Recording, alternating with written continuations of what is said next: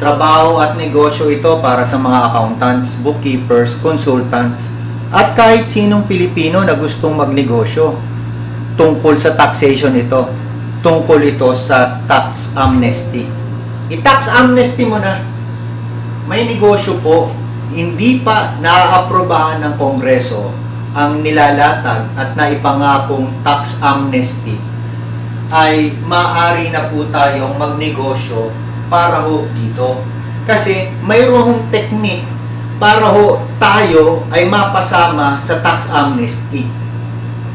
Alam na ho natin yung amnesty na nangyari noong 2005. So, halos ganun din yung tax amnesty na isinusulong sa Kongreso ng mga mambabatas natin. Kung mapag-aaralan natin kaagad, makakaposisyon na tayo para magkaroon tayo ng hanap buhay sa Kongreso. So, inaanyayahan ko po kayo na dumalo doon sa Tax Amnesty Proposal Lecture Seminar na ang layunin po ay bigyan kayo ng hanap buhay. Ha? At mapalaganap na natin ngayon pa lang yung benefits ng tax amnesty. Number 1 benefits niyan, kung halimbawa may utang ka sa gobyerno o sa BIR ng 10 taon at nagkakahalaga ng 10 milyon, aba, yung tax amnesty niluluto ngayon, magbabayad ka lang ng 50,000, wala na yung utang mo.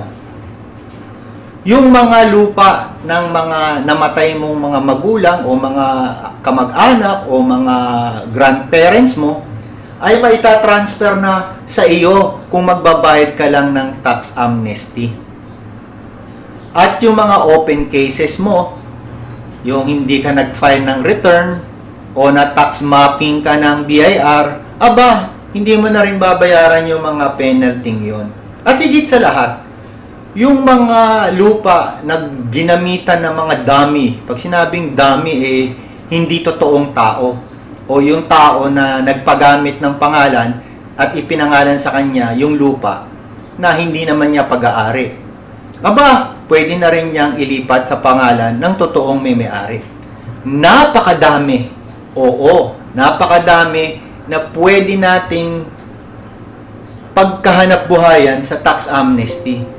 Alamin lang natin ng mas maaga yung kaalamang ito para tayo ay magkaroon ng magandang marketing and selling strategy. Lalong-lalo na yung mga accountants, yung bookkeepers at consultants. Pati na rin yung walang alam sa accounting, pati na rin yung walang alam sa batas.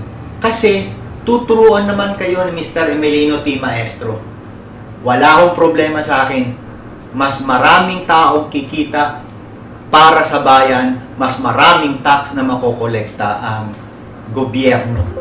So, ito po yung mga susunod kong videos na ituturo ko sa inyo. Doon tayo magturuan sa UP Diliman Campus at nire-request ko po sana na i-share nyo po itong video na to sa mas marami pong tao. At sana po, you make that change. Ha? Make that change. At magkatulong-tulungan po tayo. Tawagan nyo lang po yung opisina ko o puntahan nyo ako sa Ka-Taxpayer Facebook. Salamat po.